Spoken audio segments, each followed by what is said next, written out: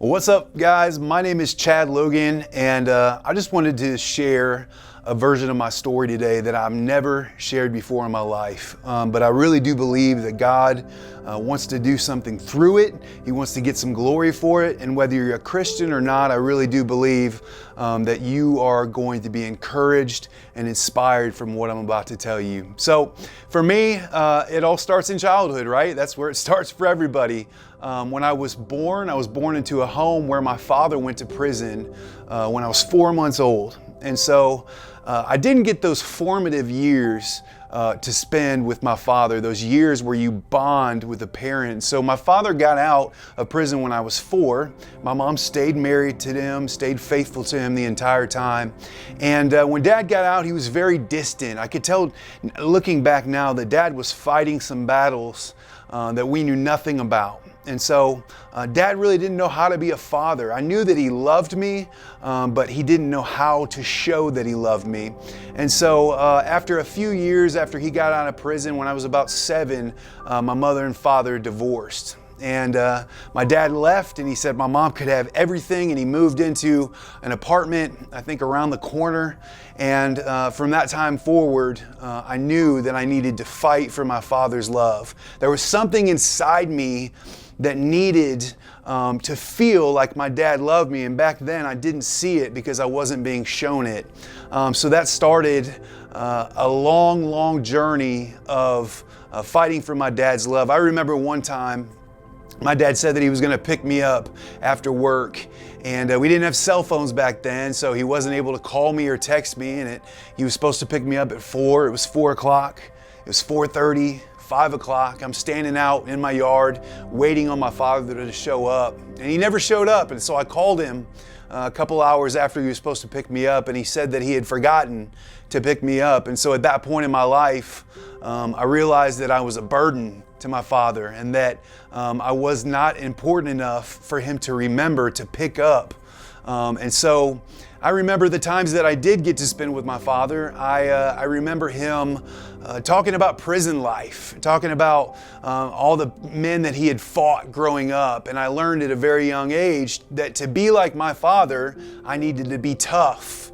I needed to, do things that may land me in jail. And when I got into jail, I needed to be tough, right? That was what the image that my father portrayed to me. And I really respected him and everything that he said. And so that put me on a trajectory, that and some other things. So after my father left and my mother started dating a new man, and he was very just distant from the very beginning. I knew that, I felt that he didn't love me. He loved my mom, and I was just kind of an extra piece that came with the package with my mom. And so after she was married to him for a few years, he started becoming very physically and emotionally abusive to me and my sister.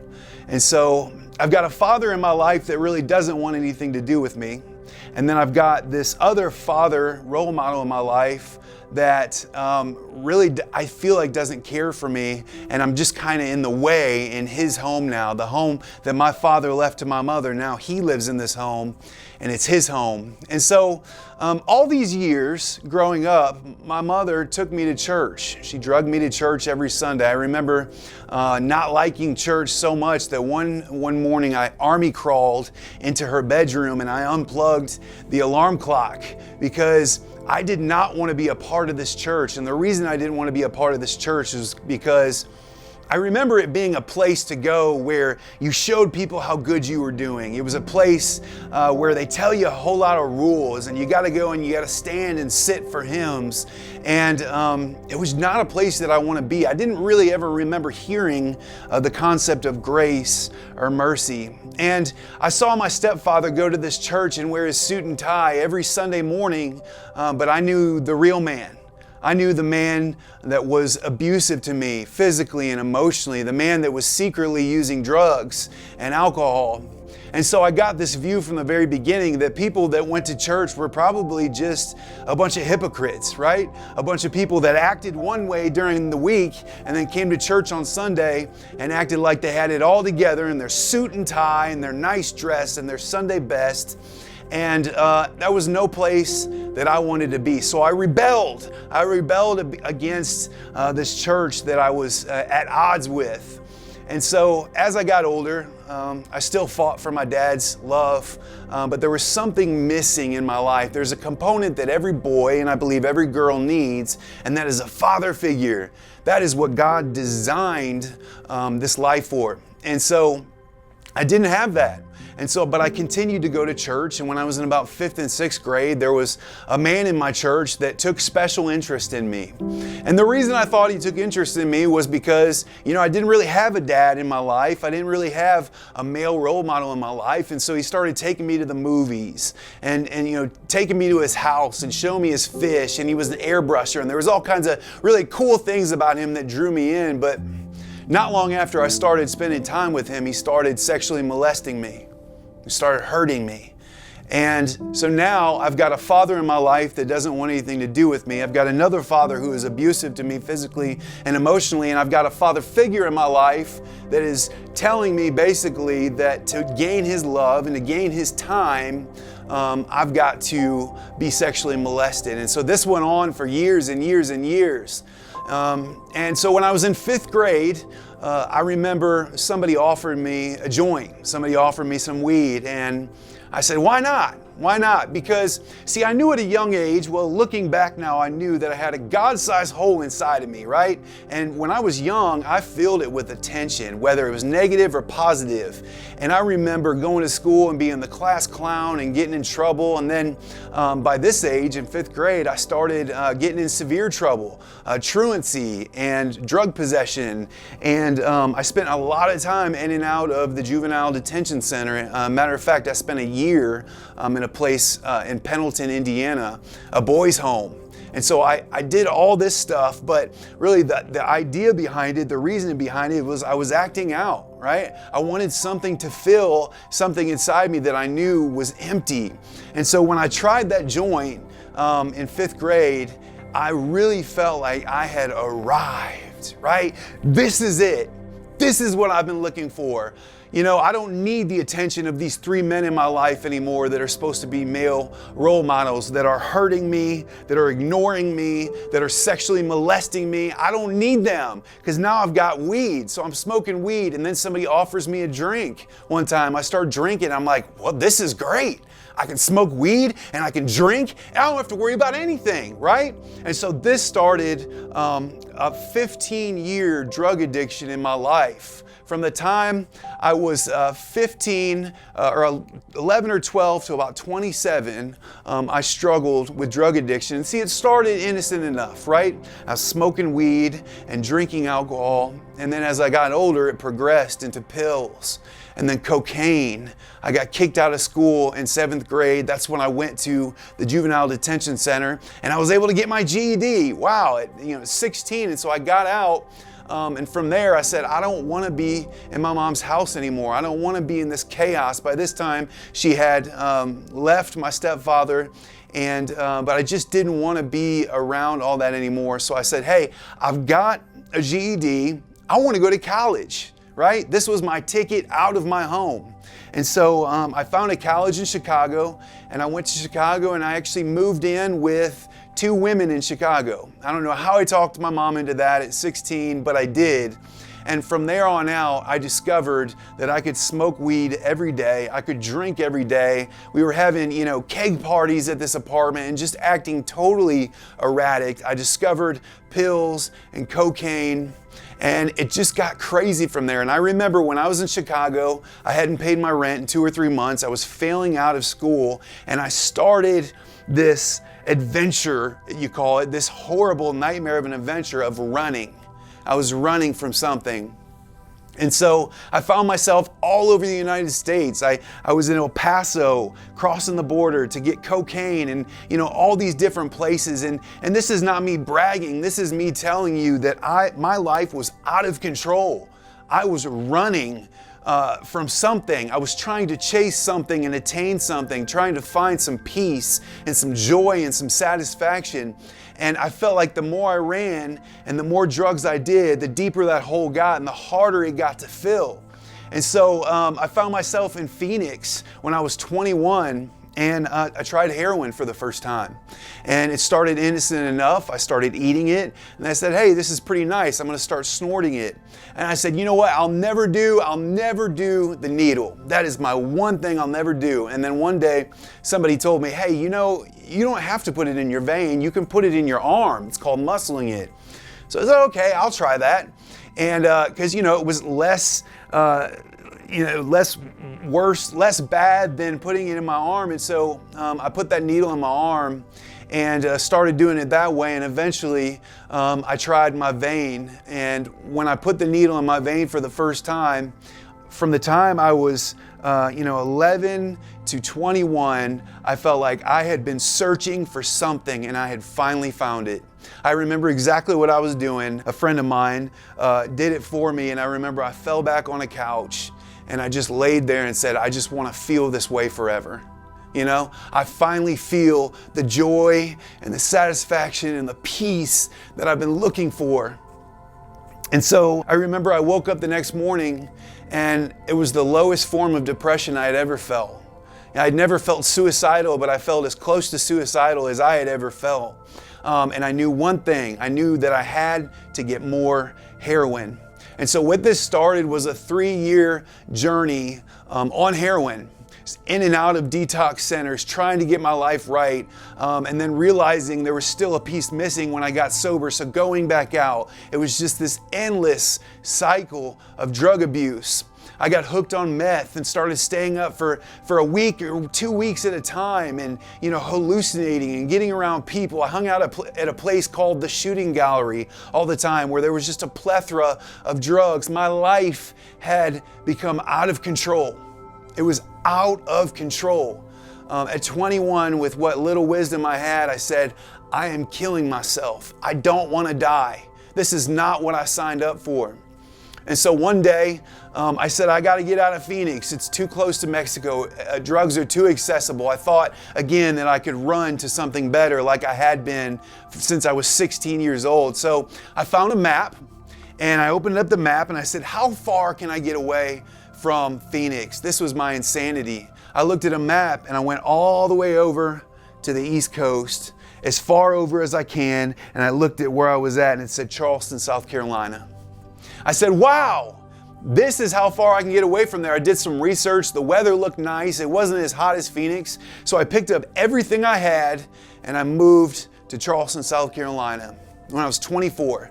And so I got here to Charleston and I struggled for 3 more years. And this is when, towards the very end of my using, I was just a garbage can. Anything you had, whether it be crack or opiates or pills, I was putting it inside me because my hole had become so low, that hole that I had to fill, I was ready just to fill it with whatever. And so 27 years old, it's October of 2011, I wake up one day sleeping on my dad's couch. My dad had moved to Charleston and I was living with him, and it was a bad situation because he was drinking, and there still wasn't a whole lot of love there. And I woke up one day and I said, I need help.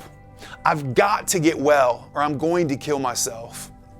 And so I asked a friend for help. I said, hey, I really want help this time. Now, see, I had been to a detox center several times in Charleston, but this time I knew it had to be different. I couldn't just go to a detox center and then get out and think, hey, I'm just gonna stay stopped using, because every time I did that, before I even got home, I either had a 12-pack or a crack rock in my hand and I was getting high again. When I would leave those detox centers, I could pass a lie detector and tell you that I was never going to use again, but when I got back out and I realized that hole was still there, I still had to feel it.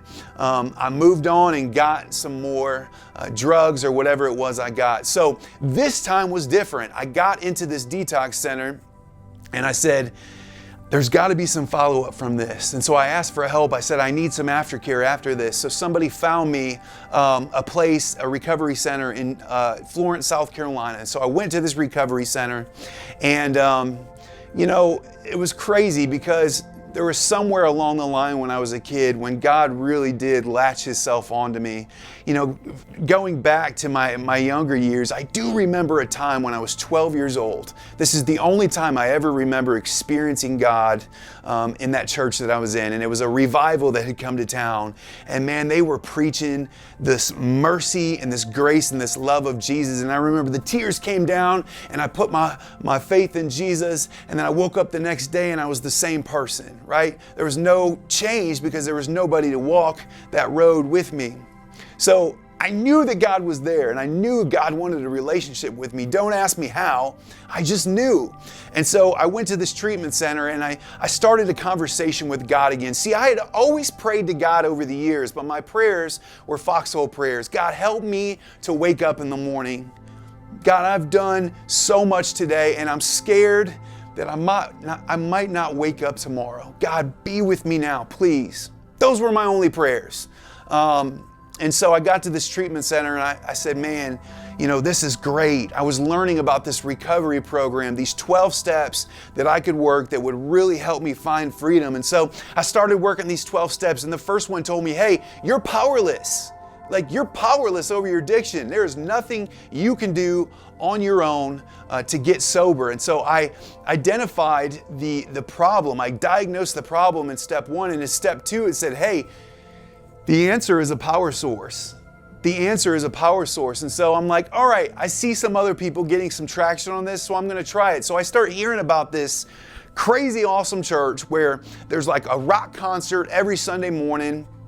And honestly, I was single at the time and I heard there were some cute girls there. So I'm like, I'm going, I'm in. It'll get me out of the treatment center. So I went to this church the first time and, you know, I really felt like we were coming in as the people that were, you know, the people that needed a second chance, the outcasts, the drug addicts, the alcoholics. I really felt coming in and stepping off that bus that I came in that was obviously from the local treatment center that I was going to be treated differently. But no, I was treated with love, right?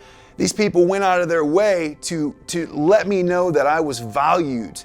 They loved us so much that they created a smoking section at this church. That spoke volumes to me. That spoke volumes to me because they were here to love and to offer people an opportunity to grow. So that was what made me fall in love at first. Just the volunteers were just so welcoming. It was like a bunch of spiritual mamas and daddies, and I was just like, yes, I need this. And so I started going on Sunday morning and I started opening my ears to some things that I'd never heard before. And then one Sunday, the speaker shared a very simple message of the good news of Jesus Christ. And you know, he talked about the fact that it doesn't matter what's in your past. It doesn't matter how you grew up. It doesn't matter what you did. There is a Savior that came 2,000 years ago to live a sinless life and die a criminal's death on the cross in absence of wrong, so that I can have freedom, so that I can have eternal life, so I can have the kingdom of heaven now here in my heart, so that I can finally have joy, so that I can finally have freedom, so I can finally have what I've been looking for my whole life, so that I can finally have a daddy who loves me.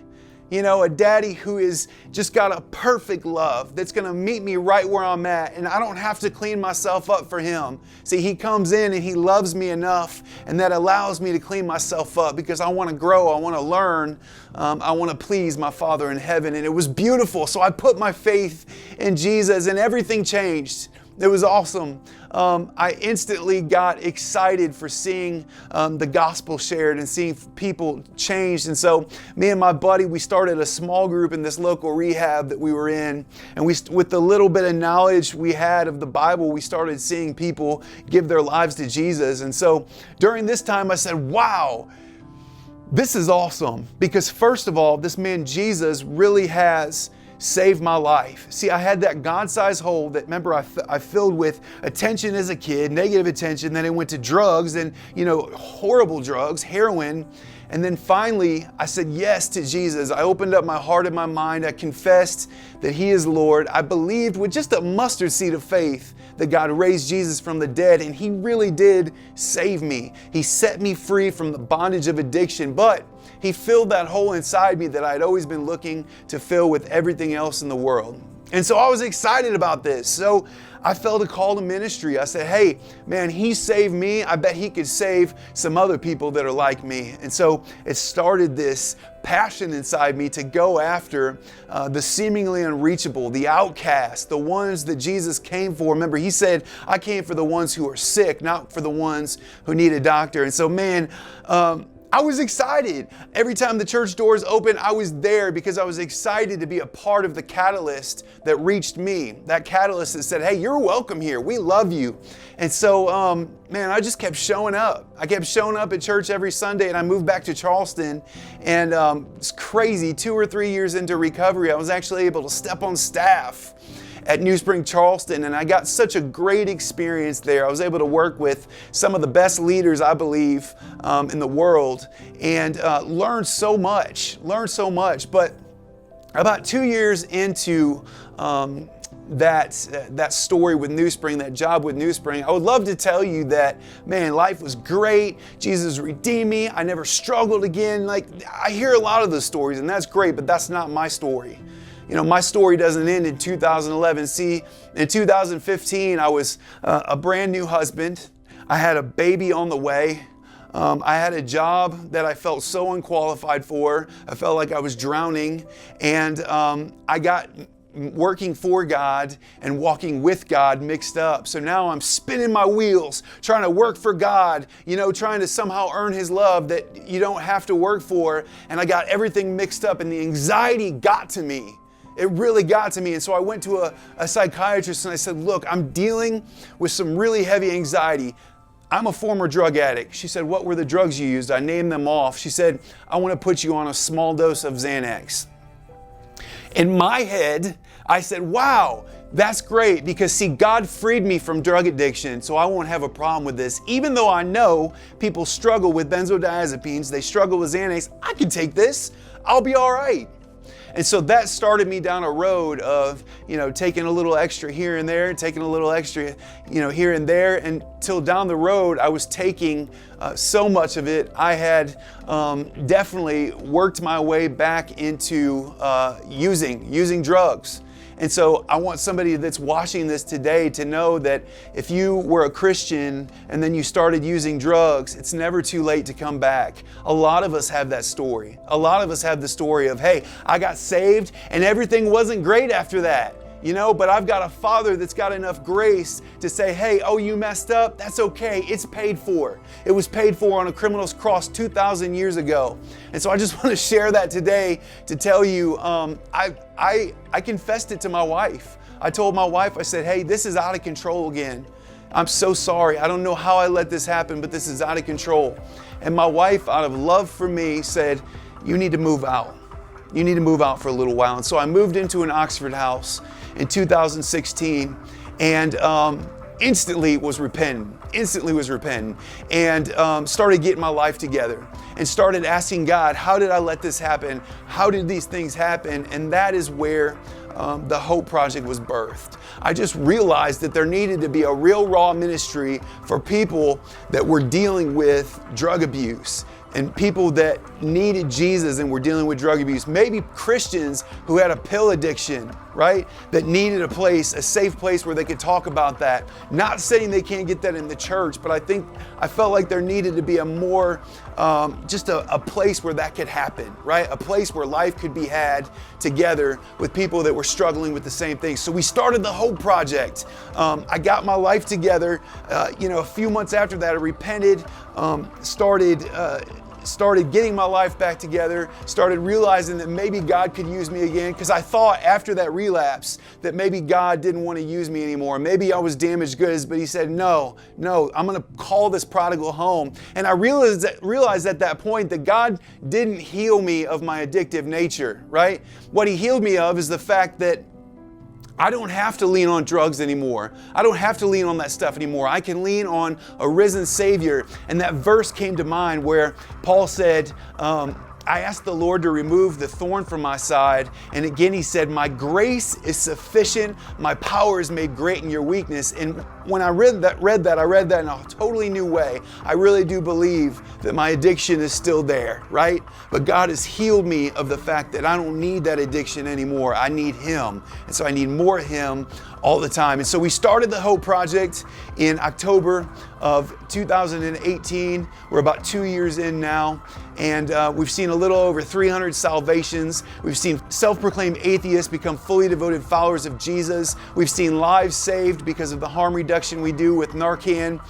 We've seen hundreds of families restored, hundreds of people get their lives together. So I praise God for the fact that what happened in 2016 when I had that little hiccup, because He used that for His glory and for my good. He said, hey, I'm going to use this for your future. I'm going to use this to save some lives. I'm going to use this to do something for my glory because I'm just that good. So, man, God can use anything in your past for His good, for your good, and for His glory. So life is good today. I've got a beautiful wife. I've got 2 amazing kids, and I'm walking in the freedom that only Jesus can give. I wanted to make this video to tell you there is hope. There is hope for you. If you are walking defeated, if you are walking in a life where you're struggling with addiction, there is hope. And man, there are people that want to walk with you through this. Reach out to the Hope Project, reach out to me. I would love to walk this thing out with you. Thank you so much for taking the time to watch this video. I really do hope that it blessed you. And thank you so much. The best is yet to come.